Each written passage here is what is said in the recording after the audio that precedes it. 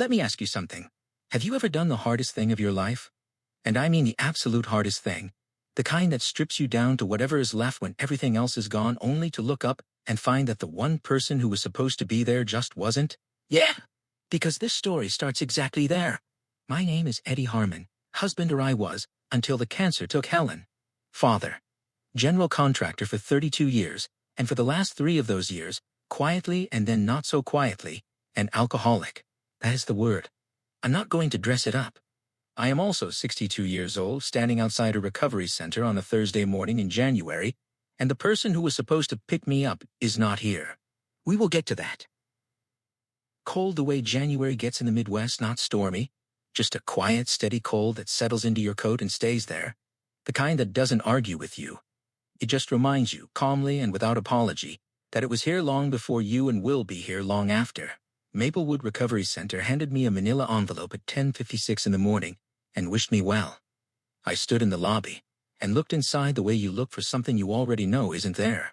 My wallet, cracked brown leather, given to me by my daughter Natalie 3 Father's Days ago, back when Father's Day still felt like an occasion worth dressing up for. My house keys, a phone that had been dead since week 2 and had absolutely no plans to change that, and $43, 3 tens, a 5, 6 singles, and some coins I didn't count, because counting them felt like the saddest thing a grown man could do on a Thursday morning in January. $43. 6 weeks of the hardest work of my life, and that's what waited on the other side.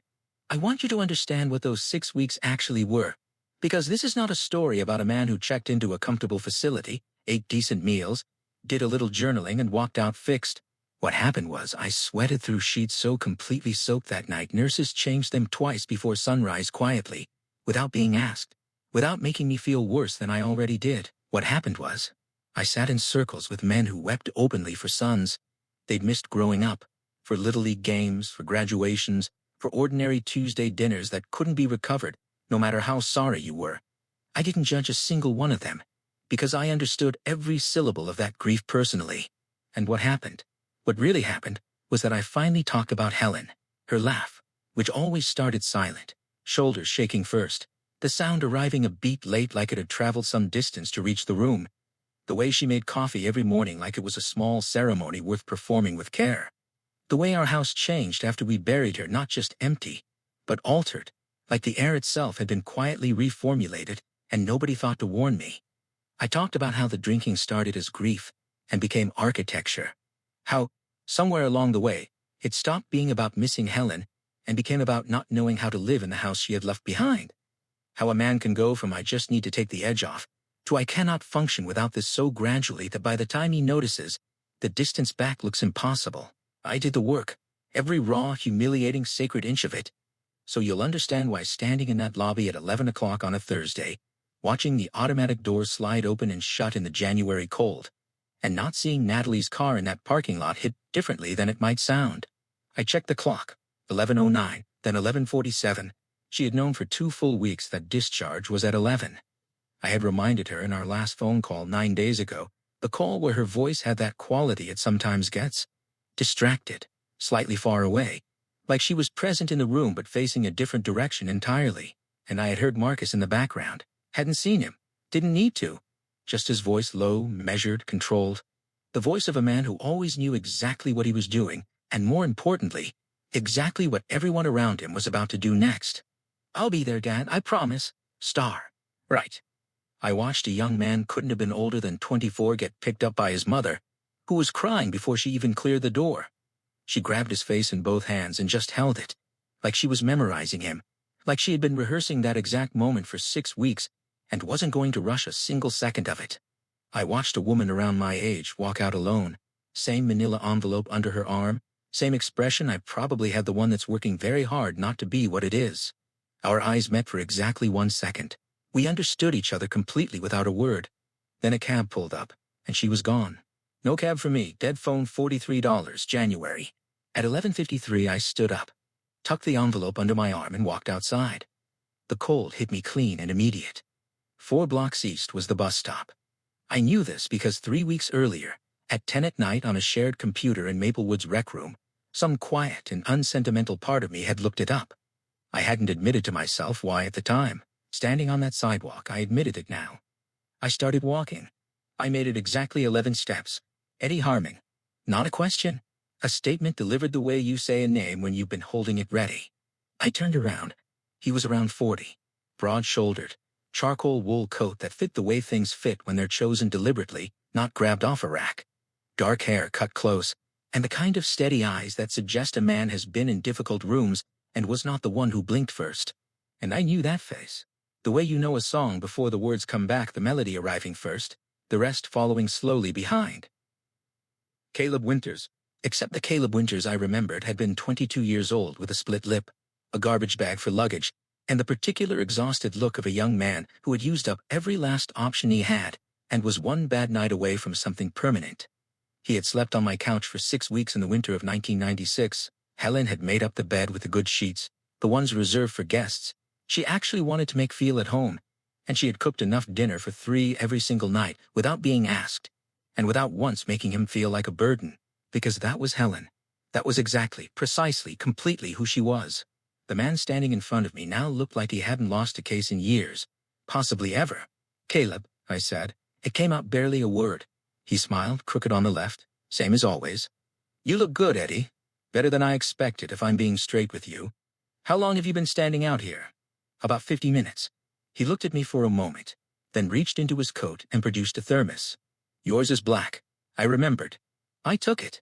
Because what else do you do when a man you haven't seen in 26 years shows up in a January parking lot with your coffee order memorized? We stood there, 2 men, 2 decades of silence, a wind that had no interest in either of us, and I felt something shift in my chest. Not dramatically, not the way things shift in movies, just quietly, the way a door settles when someone finally closes it the right way. "She's gone," I said. He would know who I meant. "I know," Caleb said. "I'm sorry I wasn't there." We gave at the space it deserved. Then he reached into his coat and produced a phone, brand new, still in the box sleeve, charged and ready. "Got it last week," he said. "Last week," I repeated slowly. "You planned this?" "I've been planning this," he said, his voice dropping just slightly, "since Marcus Doyle came into the picture." And there it was, said plainly. No drama, no build-up. Just Marcus's name in a parking lot in January. From a man I hadn't spoken to in over 2 decades. Landing exactly the way a name lands when you've been half expecting someone to finally say it out loud. "What did he do, Caleb?" Not a question. I had apparently picked that up from him. He looked at me for a long moment, measuring something. Not my weakness. I'd already proven I could handle weakness. He was measuring my readiness. "Get in the car, Eddie," he said quietly. "There's something you need to see, and I need you to hear all of it before you react. Here's what 42 days of real, serious recovery work actually teaches you. It doesn't make you calm. It doesn't sand down your edges or transform you into a man who responds to betrayal with a deep breath and a gratitude journal. What it does is teach you that in the space between feeling something and doing something, there is a choice, and that choice is the only thing separating the man you were from the man you're working to become." I got in the car. Caleb placed a folder on the console between us. Thick, tabbed, organized with the quiet precision of a man who had been constructing something carefully and for a long time. He turned to the first page. "Marcus filed a power of attorney 7 weeks ago," he said, 3 days before you checked into Maplewood." The words arrived one at a time. "He's been moving money since week 1. Methodically, Eddie. The kind of methodical that tells you this wasn't impulsive. This was planned. Possibly before Helen passed. Possibly long before." I looked at the documents. At my own signature or something engineered to look exactly like it. At account numbers I had carried for 30 years. At transfer dates arranged like a timeline of quiet, deliberate theft. "Natalie doesn't know," I said. "He's managed her completely." Caleb paused, and I could tell this next part had been sitting with him. "She didn't choose not to come today, Eddie. She was told you called, that you said you weren't ready to leave, that you needed more time." I sat with that. My daughter had not abandoned me. She had been lied to cleanly, confidently, without hesitation by the man she trusted most in the world. The man who had looked me in the eye at their wedding, shaken my hand firmly and said, "Xinghao, I'll take care of her, Eddie. You have my word, Xinghao." I looked back through the windshield at Maplewood, at those automatic doors still sliding open and shut in the January cold, at the empty parking spot where Natalie's car should have been, where she had probably wanted to be, where she would have been, if the man she married hadn't decided that Eddie Harmon was easier to rob when Eddie Harmon was out of the way. And right there, in that front seat, with a folder full of my own stolen life open on the console, and a thermos of black coffee warming my hands, I made a decision. No confrontation, no phone calls, no showing up at my own front door with documents and accusations, watching Marcus straighten his tie and talk his way through it while Natalie stood in the kitchen trying to figure out which version of the story felt true. Marcus Doyle was going to go on believing he had already won. He was going to get comfortable. Sloppy. Bold in the way men get bold when they believe the threat has been eliminated. And then quietly, methodically, with the patience of a man who had just spent 42 days learning how to wait, Eddie Harmon was going to take back everything, every single dollar, every single piece, and the last thing Marcus Doyle would ever see coming was the man he had left stranded in a January parking lot with $43 and a dead phone. Because that man had just gotten in the car. Caleb had a place for me. A one-bedroom apartment on the east side of Cincinnati. Nothing memorable, nothing fancy. Beige walls, reliable heat. A window that looked out onto a parking lot that was not Maplewoods. He had stocked the refrigerator with 2 weeks of groceries and left a handwritten note on the kitchen counter. Star, don't contact Natalie yet. Trust the process. I'll be in touch by Friday. Star. I stood in that kitchen on a Thursday afternoon with a thermos of cold coffee and a folder full of evidence that my son-in-law had been dismantling my life with the calm efficiency of a man doing yard work.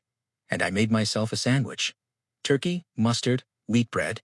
Because that is what you do when the alternative is picking up a phone and saying something you cannot take back. I ate the sandwich. I looked out the window.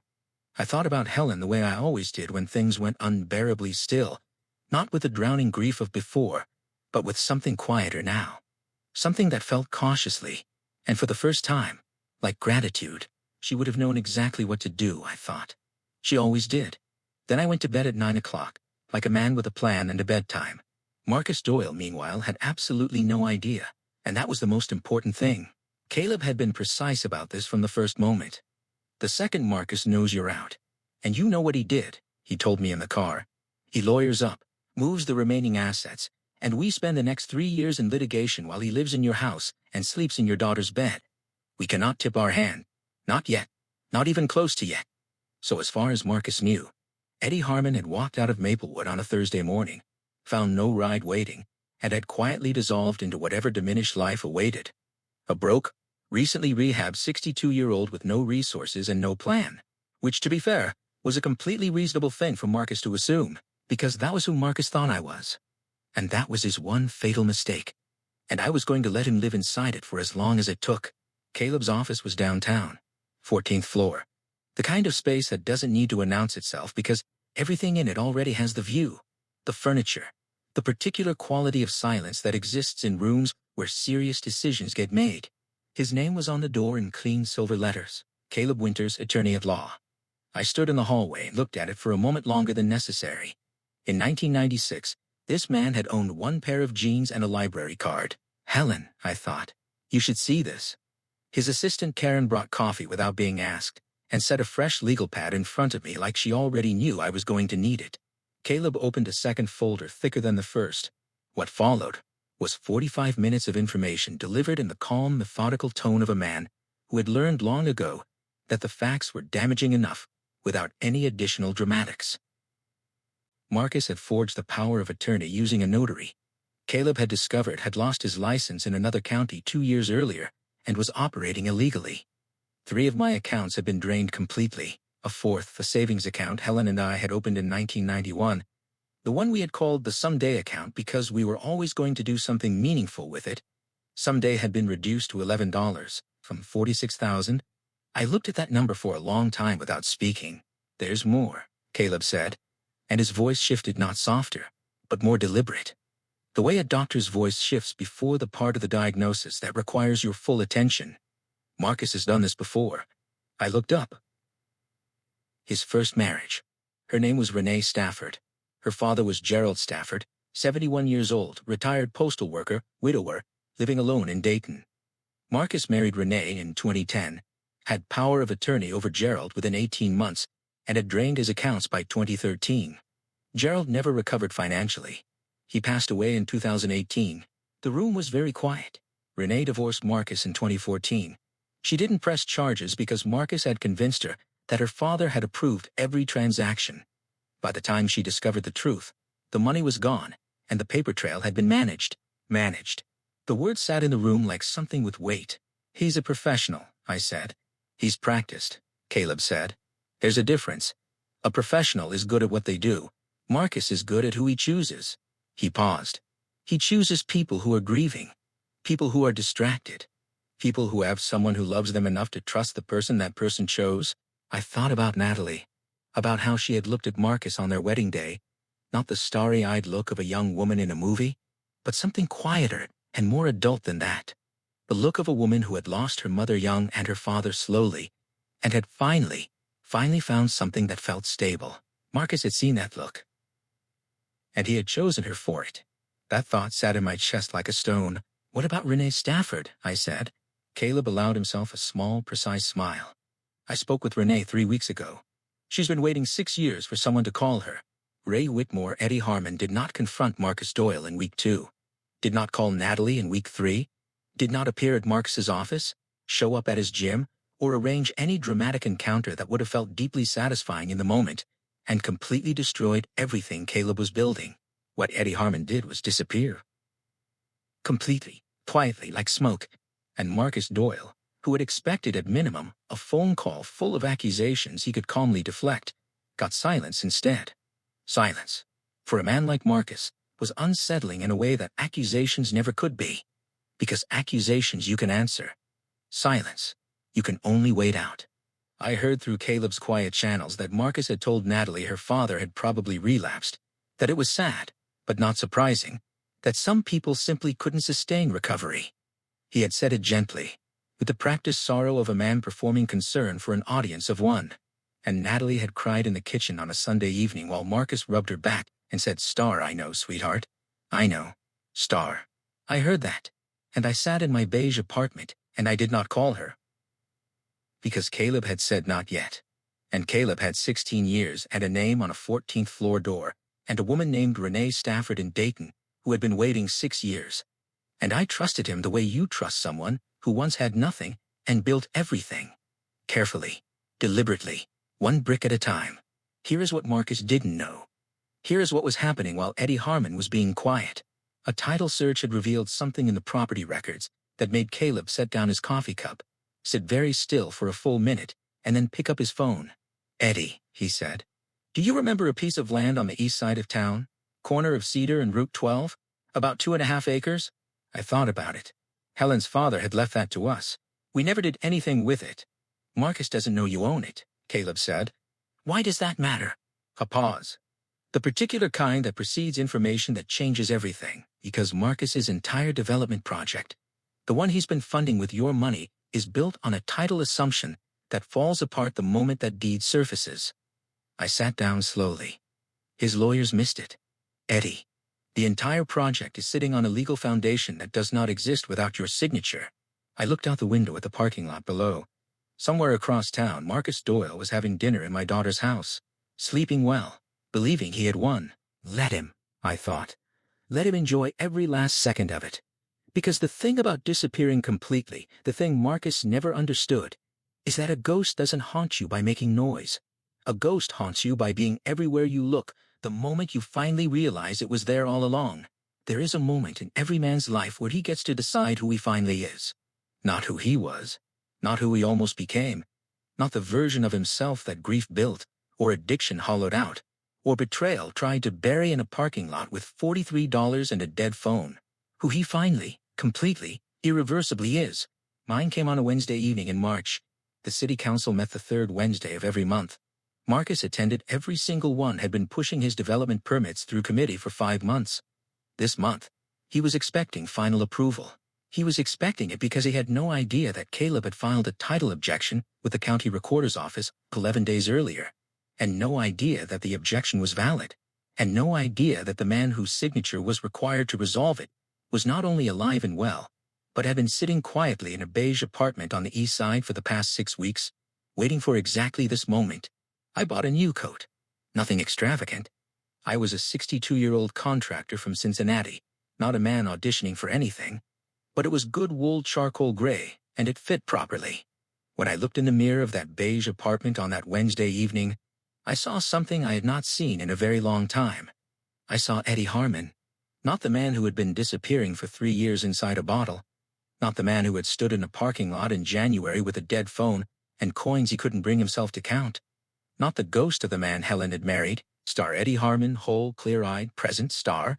I picked up my thermos black coffee, because some things become ritual, and ritual becomes identity, and I walked out the door. The council meeting was held at the Eastview Community Center on Main Street.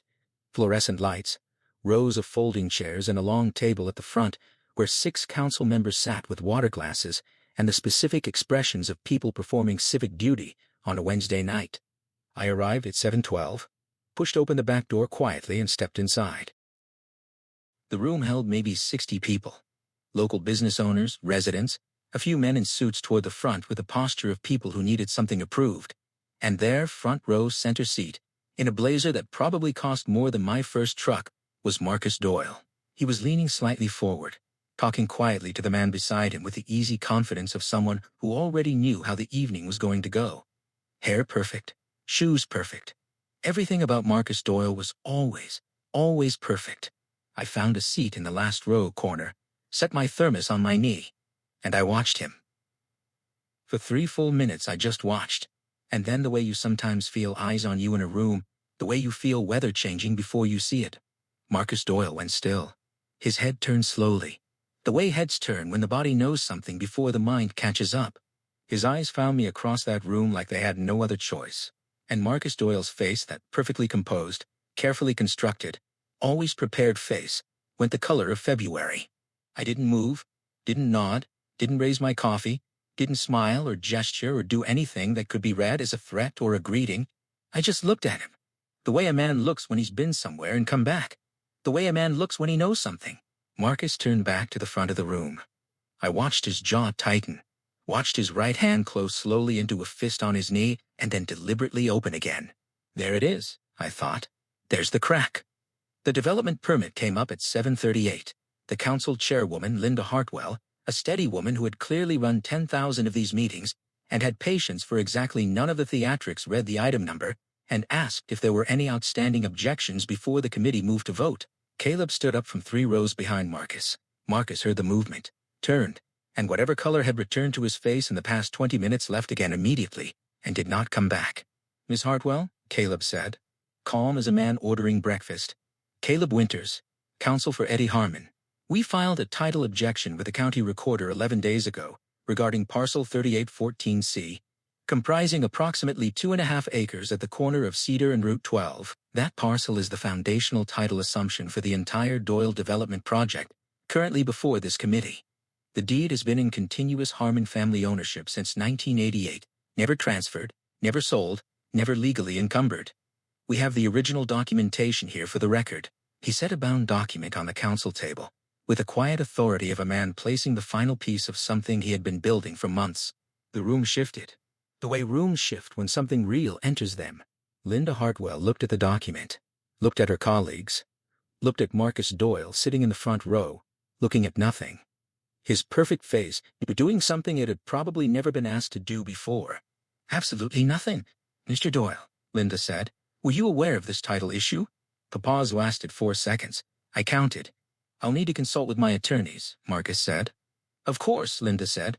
"We'll table the item pending resolution." She moved on to the next agenda item, with the efficiency of a woman who had seen men like Marcus Doyle before, and would see them again, and was not particularly moved by any of it. Just like that. No explosion, no handcuffs, no dramatic speech, just a bound document on a table, and a permit that would never be approved. Marcus's entire project built with my money, on a title assumption his lawyers had missed, funded by theft from a man he had left stranded in a January parking lot, tabled, suspended, legally paralyzed. I picked up my thermos, stood up quietly, and walked out the back door before Marcus could collect himself enough to follow. 3 weeks later, Marcus Doyle was served. Fraud, forgery, financial elder abuse.